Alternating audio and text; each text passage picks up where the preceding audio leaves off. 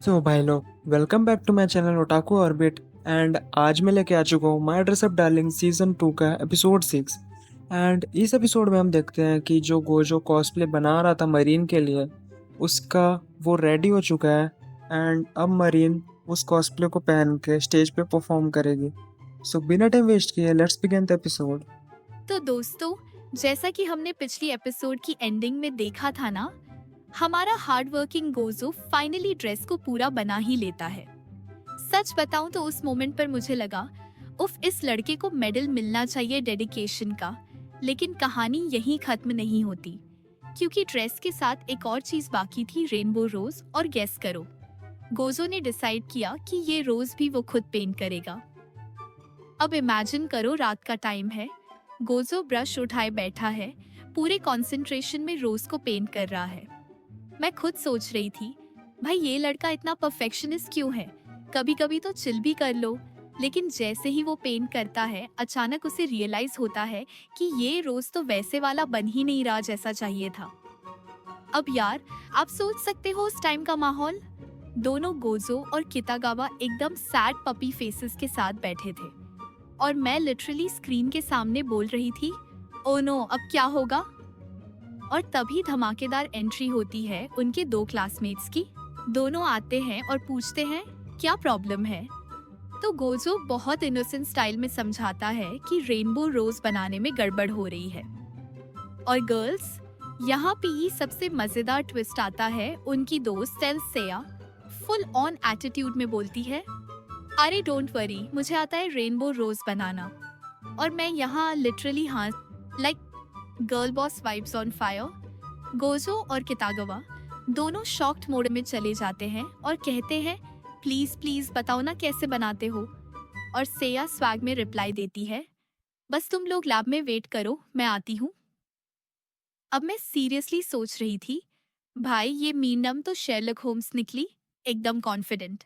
थोड़ी देर बाद वो वापस आती है एक रियल रोज लेकर और बताती है, देखो, बस पेटल्स को चारों तरफ से कट करना है, बीच में अलग अलग कलर्स डाल दो और नेक्स्ट डे तक रेनबो रोज रेडी। अब इमेजिन करो, गोजो और कीतागावा की फेस, तो बस उनकी प्रॉब्लम सॉल्व हो जाती है। दोनों थैंक यू बोलते हैं और सेया हम्बल क्वीन बन के बोलती है, नो प्रॉब्लम, चिल। अब सीन शिफ्ट होता है फेस्टिवल में। और ऑनेस्टली, मुझे फेस्टिवल वाले एपिसोड्स हमेशा पसंद आते हैं। लाइट्स, डेकोरेशन, मजेदार वाइब्स। उनकी क्लास एक्टिविटी चल रही होती है और सब खुश है। तभी एक और क्लासमेट आता है खाने के प्लेट्स लेकर, और आते ही बोलता है, अगर हमारी एक्टिविटी ऐसे ही चली तो हम हार जाएंगे। बाकी सब मजाक में बोलते हैं, तू हर वक्त गुस्से में रहता है इसलिए लोग नहीं आते। और वो बेचारा गुस्सा खा जाता है और ब्लेम गेम शुरू कर देता है। मैं ऑनेस्टली सोच रही थी कि अब फाइट फिक्स है, लेकिन गुड थिंग ये रही कि तीनों ने खुद को कंट्रोल कर लिया, वरना क्लास का मूड खराब हो जाता। अब आते हैं स्टोरी के सबसे क्यूट हिस्से पर। गोजो कितागावा से कहता है, बस सब तैयार है, अब हमें अपनी क्लास को जिताना है। और कितागावा कॉन्फिडेंटली बोलती है, डोंट वरी, तुम्हारा आउटफिट और तुम्हारा मेकअप ही हमारी जीत का रीजन बनेगा। और गर्ल्स, ये सुनकर गोजो लिटरली ब्लश कर रहा था, और मैं भी सोच रही थी, उफ, सपोर्टिव पार्टनर गोल्स। फिर आता है परफॉर्मेंस डे। गोजो जल्दी से कितागावा को बोलता है, तुम रेडी हो जाओ, मुझे मेकअप करना है। अब इमेजिन करो, पोर बॉय मेकअप किट लेकर बैठा है और धीरे धीरे सारे क्लासमेट्स वहां आना शुरू कर देते हैं। कुछ ही देर में पूरा क्लास जमा हो जाता है, और गोजो बेचारा इतना नर्वस फील कर रहा था जैसे कोई वीवा देने जा रहा हो। वो सोच रहा था, अगर गलती से मेकअप खराब कर दिया तो हमारी फर्स्ट प्लेस गई। और ऑनेस्टली, मैं भी उस टाइम स्क्रीन पर बैठी, ओ गॉड सेव हिम मूड में थी। अब कीतागावा सॉफ्टली पूछती है, गोजो, तुम ठीक हो ना? और गर्ल्स, वो लाइन सुन के गोजो का पूरा नर्वसनेस गायब। उसको सडनली याद आ जाता है कि उसके पास कितने लोग हैं जो उस पर भरोसा करते हैं, कीटागावा, ग्रैंडपा और अब पूरा क्लास। और फिर फुल कॉन्फिडेंस में मेकअप पूरा कर देता है। उस टाइम मुझे लगा ये लड़का धीरे धीरे ग्रो कर रहा है और यही कैरेक्टर डेवलपमेंट मुझे सबसे ज्यादा पसंद है। अब सीन शिफ्ट होता है स्टेज पर।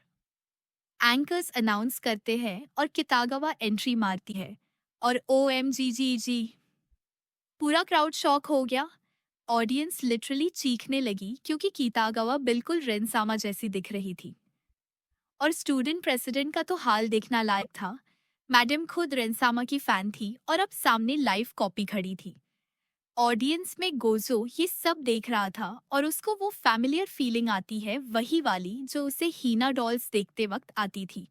और बस यहीं पर साफ हो गया कि गोजो कितागावा को पसंद करने लगा है। दिल पिघल गया मेरा। अब एंकर्स पूछते हैं, ये ड्रेस कहाँ से खरीदा? और कितागावा प्राउडली बोलती है, गोजो ने बनाया और मेकअप भी गोजो ने किया। और मैं लिटरली क्लैप कर रही थी, कितनी प्राउड मोमेंट। इसके बाद परफॉर्मेंस होता है, पूरा क्लास चीयर करता है और एंडिंग में कितागावा सैवेज मूव करके प्रेसिडेंट को गोदी में गिरा लेती है और चीकी स्माइल के साथ बोलती है, प्रिंसेस अब तो फर्स्ट प्राइज मिलेगा ना? पूरा हॉल क्लैप से गूंज उठता है और उनकी क्लास जीत जाती है। ऑनेस्टली ये मोमेंट इतना सेटिस्फाइंग था कि मैं भी स्क्रीन के सामने हैप्पी डांस कर रही थी।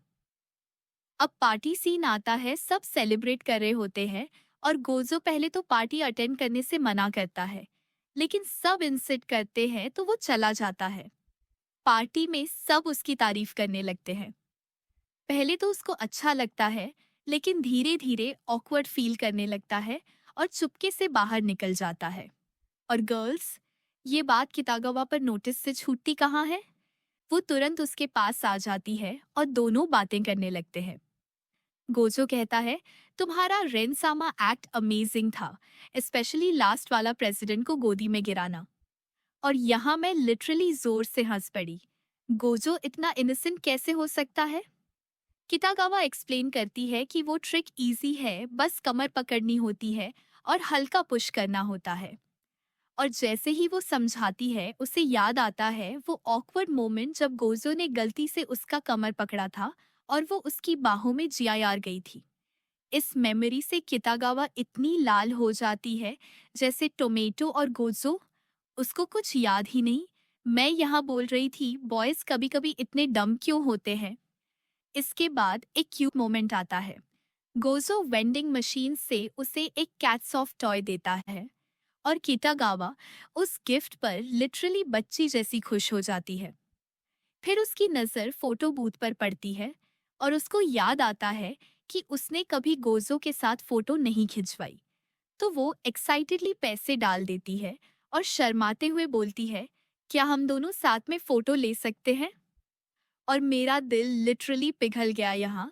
लेकिन गेस व्हाट, उस परफेक्ट रोमांटिक मोमेंट को उनके क्लासमेट्स रुइन कर देते हैं। वो आके बोलते हैं, हाँ हाँ हम सब भी फोटो लेंगे। और कीतागावा साफ बोल देती है, मैं तुम्हारे साथ नहीं बोल रही थी। लेकिन क्लासमेट्स को समझ कहाँ आती है और फिर सब ग्रुप में फोटो खिंचवा लेते हैं।